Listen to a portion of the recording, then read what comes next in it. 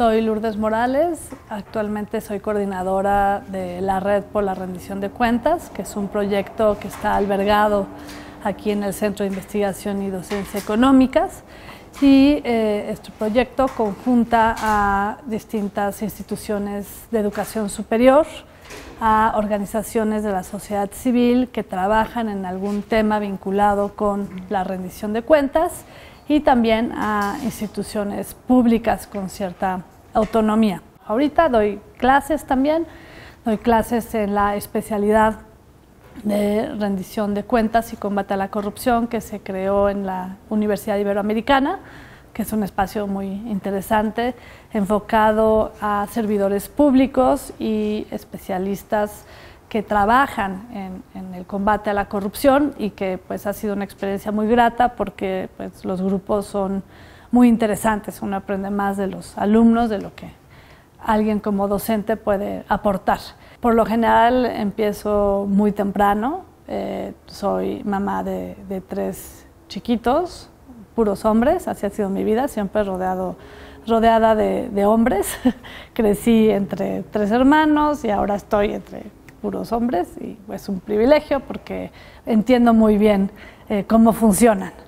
Empiezo como a las 6 de la mañana, despierto niños, los visto, los preparo, los acompaño a desayunar, los preparo para ir a la escuela, a veces los llevo yo, a veces los lleva el papá, y me pongo a leer prensa. Soy una gran consumidora de prensa escrita y también me gusta mucho informarme a través de la radio. Y luego, pues, dependiendo de la agenda del día, hay veces que avanzo en las investigaciones que estamos haciendo a través del programa, hay otras veces que tengo que ir a citas con aliados estratégicos. Me piden mucho ir a las entidades federativas, a conferencias, a seminarios, a debates, o a dar clases, o a participar en diplomados, y pues depende cómo organizo las jornadas. Cuando tengo que salir, trato de ir y venir el mismo día, lo cual a veces es un poquito cansado, pero precisamente para no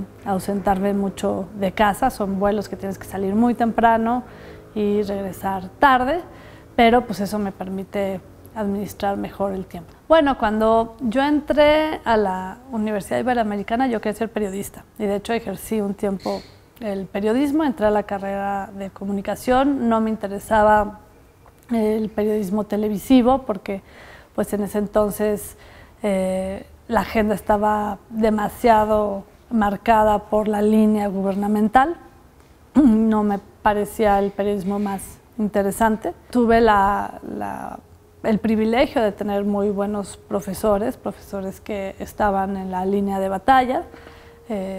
Estuvo Raimundo Riva Palacio, Rogelio Hernández, Bernardo Ábalos, René Delgado, que habían cubierto algunos de ellos conflictos armados, las guerrillas en Centroamérica, y que tenían pues mucha experiencia. En ese entonces pues Santa Fe era como, pues era el basurero encima del cual se había construido una universidad gracias a los terrenos donados por el presidente López Portillo. Eso era la Ibero, no había nada alrededor. Eso fue una ventaja porque no teníamos los distractores que creo que ahora algunos alumnos pueden tener. Y eso hacía que nos obligaba a una vida muy universitaria. Yo vivía bastante lejos de la universidad, entonces trataba de llegar a clase de 7 y me quedaba todo el día hasta altas horas de la noche con las distintas actividades que tenía. Participaba en un taller de teatro, teníamos un periódico que se llamaba La Buhardilla, que era un periódico que se hacía con el auspicio de El Financiero, en ese entonces dirigido por su fundador, y gracias a este patrocinio, a este convenio, pues podíamos ir a las imprentas del Financiero a asistir y a observar lo que era la producción de un periódico, ¿no? Entonces teníamos como algo muy parecido a una pequeña redacción. Y Rogelio Cárdenas pues siempre fue como muy generoso con nosotros. Era pues un convencido de de la profesión del periodismo de investigación, del periodismo que tuviera una orientación social y que tuviera incidencia. Pues creo que una de las cuestiones que más me marcaron en su momento, sin duda, fue pues el movimiento zapatista. Creo que en la Universidad Iberoamericana esto se vivió con muchísima intensidad. Había un grupo de jesuitas que estaban en Bachajón y que estaban muy cerca de las comunidades que se involucraron en el movimiento. Y justo coincidió cuando yo estaba buscando hacer mi servicio social, y con uno de los Gómez Montt, que fue profesor de la licenciatura, fuimos a Chiapas en el 92 cuando tiraron la estatua y cuando ya se veían signos de deterioro en San Cristóbal de las Casas. Entonces, desde ese viaje, y que hablamos con distintas personas y líderes, conocimos a Samuel Ruiz, teníamos acceso a información, ya se veía que había cierta descomposición y que había un desfase entre el discurso oficial del México, que ya había llegado al primer mundo y que estaba por firmar el Tratado de Libre Comercio, y el mundo rural, en donde se estaba viviendo la exclusión, la discriminación, la pobreza extrema. Y eso, en ese momento en la universidad, pues estaba muy visible y era uno de los temas principales, ¿no? Entonces, creo que si no hubiera estado en esa universidad, en ese momento, si hubiera estado en la UNAM, seguramente sí, porque coincidí con chavos de la UNAM después en actividades convocadas por el zapatismo. Pero quizá en otra universidad privada, quizá no lo hubiera vivido así, ¿no? Entonces, en la Ibero sí había una preocupación por los temas de desigualdad, por los temas de exclusión, por los temas de racismo.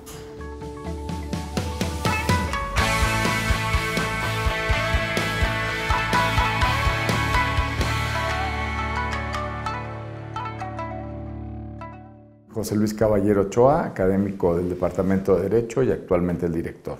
Pues Lourdes la conocí aquí hace ya aproximadamente unos 10, 12 años.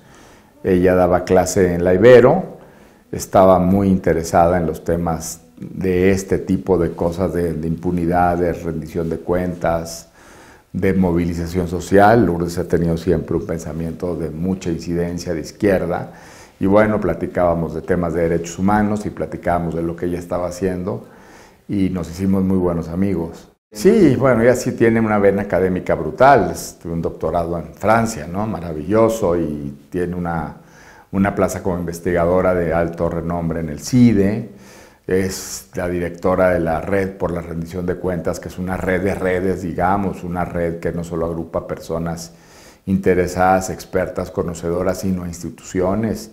Tiene una presencia pública en medios, está generando debate todo el tiempo en los temas y además ha sido forjadora de desarrollo institucional a partir de la creación normativa, sobre todo en el Sistema Nacional Anticorrupción, que ya ha tenido un papel preponderante y un liderazgo enorme, por ejemplo, en la política nacional anticorrupción. Después de estar yendo a las comunidades, viviendo ahí un tiempo, estudié usos y costumbres electorales y entonces me metí al tema electoral más a fondo, a cómo habían sido las reformas, los cambios, cómo había sucedido la ciudadanización de las elecciones, que en ese momento era como la innovación mexicana, y me involucré con redes de observación electoral y con el CIESAS, es otro centro público de investigación, y con uno de los investigadores que había sido profesor de la Ibero, que se llama François Lartigue, creamos un seminario permanente de estudios electorales en regiones indígenas. Y con él aprendí mucho, aprendí a hacer etnografía, aprendí a hacer observación participativa y hicimos varios estudios sobre procesos de cambio y procesos de cambio político y procesos electorales, ¿no? De ahí el tema de las elecciones fue casi natural el paso a la transparencia y el acceso a la información. Llegué a Alianza Cívica, estuve trabajando en unos proyectos y después dirigí Alianza Cívica 2 años. Me tocó hacer y organizar la observación del 2009, que era cuando se acababa de aprobar una reforma en 2007, tratando de pues, dar más garantías y más equidad después del desastre del 2006, ¿no? Y así fue cuando me empecé a meter más a las redes de organizaciones que veían el tema de transparencia y acceso a la información. Pero fue por esa vía, primero lo electoral y luego la parte de transparencia y rendición de cuentas, que me parece que coincide mucho con los cambios normativos que ha tenido el país, como las fases de la democratización. Pues primero fue la exigencia del voto libre y secreto y después, de manera natural, pues se pasa a, bueno, pues cómo se está ejerciendo el poder, ¿no? Ya les dimos el voto, ya llegaron con reglas más o menos respetadas por todos los competidores. Ahora, ¿qué hacen con el poder ya que lo tienen, ¿no? ¿Cómo están ejerciendo el poder? ¿Cómo se toman las decisiones? ¿Cómo justifican sus posiciones en público? Entonces, es un paso que han tenido, pues no solo varios de los que hemos estado en estos temas, sino también varias organizaciones, ¿no?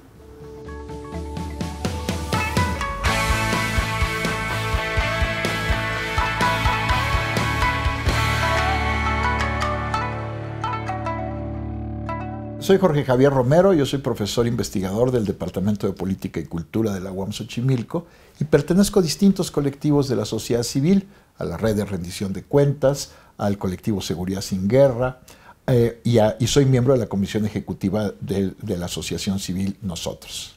Sin duda alguna, la sociedad civil ha jugado un papel muy importante en impulsar temas de la agenda política y social que los partidos han eludido sistemáticamente y que muchas veces se han encapsulado en la academia. Entonces, desde la sociedad civil se han logrado impulsar estos temas en la agenda. Sin duda alguna, la rendición de cuentas se ha convertido en un tema nacional porque existen colectivos en todo el país que han buscado que la democracia mexicana no solo sea una democracia electoral, sino que sea una democracia transparente, donde se rindan cuentas, y esto quiere decir que haya equilibrio de poderes, pero que también haya una enorme participación de la sociedad civil en el escrutinio de la labor pública, ¿no? Bueno, Lourdes es un muy buen ejemplo del tipo de cuadros que necesita desarrollar la sociedad civil.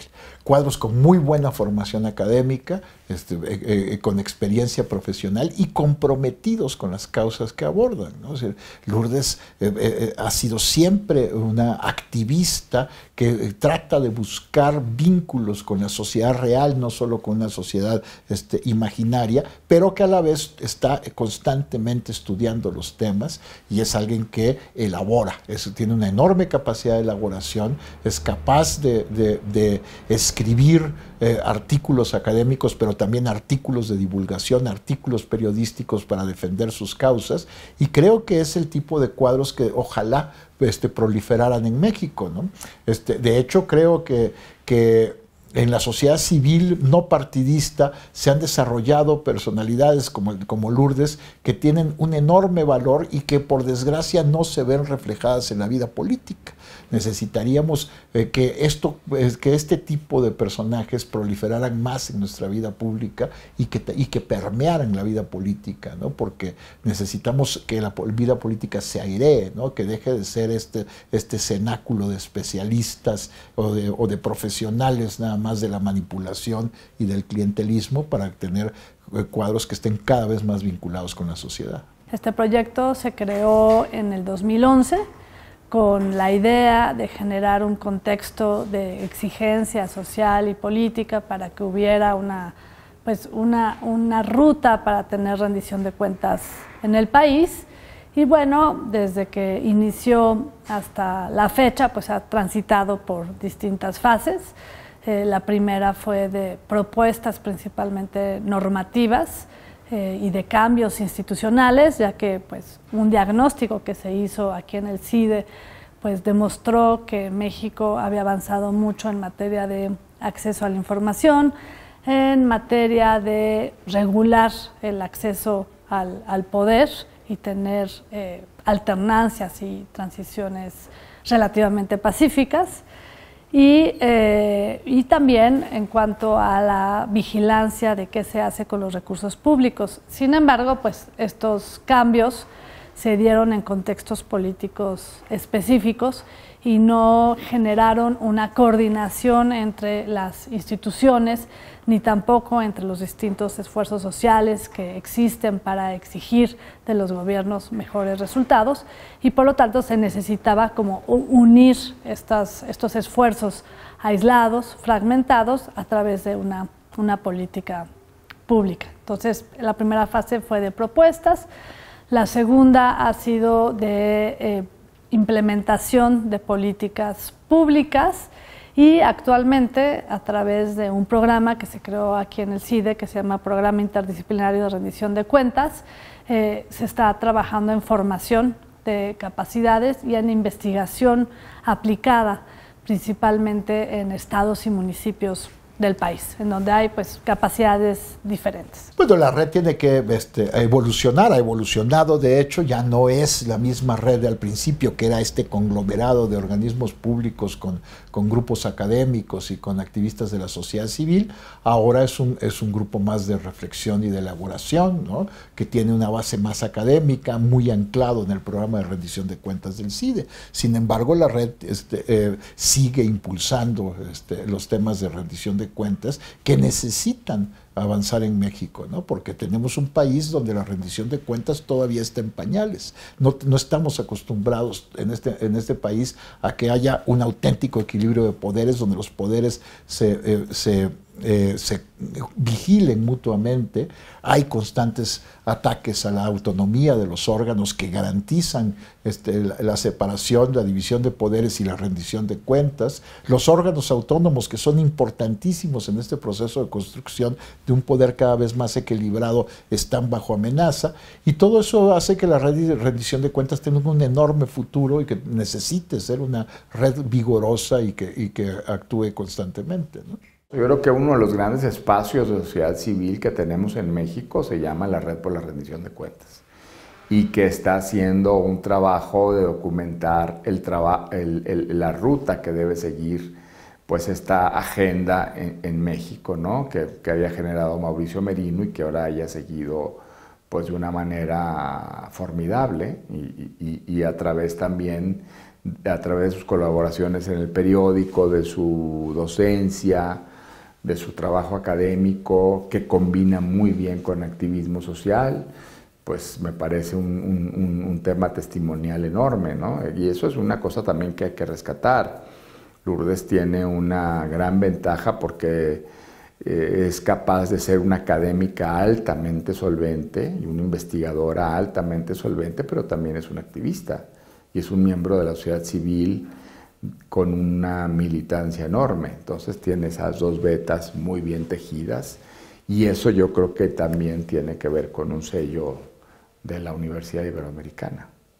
Bueno, creo que el primer paso como ciudadanos es estar informados, estar bien informados. Si antes lo fácil era cortar algunas fuentes de información, levantar periódicos, censurar, despedir, ahora tenemos una sobreoferta de información, y ahora lo complicado es contar con información confiable y con medios para verificar que esa información que estás obteniendo pues sí tiene un sustento, ¿no?, específico. Entonces, lo primero es tener buenas fuentes de información y tener más de una, ¿no? Lo segundo es capacidad para reunirse y organizarse, estar organizados. Es más fácil que alguna exigencia social tenga más impacto cuando hay organización que cuando está una persona sola, ¿no? Entonces, organizarse, participar. Muchas veces nos desesperamos porque vemos que las cosas no cambian, o te quejas del gobierno, o te quejas de lo que está pasando en el país, pero pues desde la comodidad de tu casa, ¿no? En el sillón de tu sala. Creo que hay formas de tener una incidencia si se participa en espacios que ya existen, porque existe una infinidad de espacios, ¿no? No necesitas estar ahí todo el tiempo. Entiendo que la gente pues tiene otras actividades, tiene trabajos, tiene vidas complejas. En el caso de la Ciudad de México, la parte de los traslados es una pesadilla, ¿no? Pero pues gracias a las nuevas tecnologías y a la distinta oferta que hay de participación, pues se puede participar si se quiere. Lo tercero es no perder de vista a quién hay que exigirle cuentas, quién tiene la responsabilidad de dar resultados, quién tiene el encargo público, ¿no? Tanto a nivel de las instituciones como a nivel de la representación política. Entonces creo que esas tres cosas, informarse, estar organizados y exigir a través de distintos canales, creo que puede ayudar mucho a mover las cosas, a cambiar. La actividad pública se hace con nuestros recursos, se hace con los recursos que salen de los impuestos, que son de la sociedad, y los políticos, los que están en los cargos públicos, no son más que representantes nuestros, y por lo tanto tenemos que exigir que actúen en nuestro nombre y con códigos de comportamiento que sean impecables. Es decir, necesitamos que toda la acción pública sea escrutable desde la sociedad para garantizar no solo que se usen bien los recursos públicos, sino también para que la acción gubernamental cumpla con sus objetivos y no se desvíe. Pues creo que no habría una conclusión definitiva, creo yo. Creo que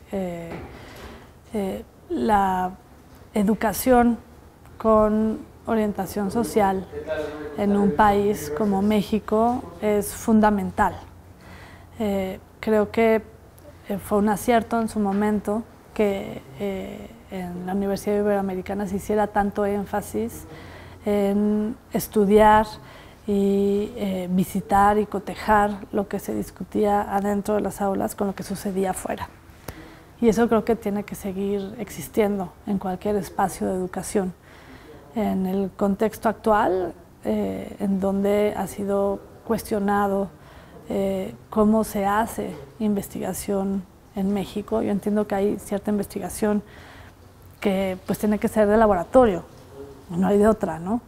Pero hay otra investigación de tipo social que si no sirve para mejorar el país, pues entonces algo estamos haciendo mal.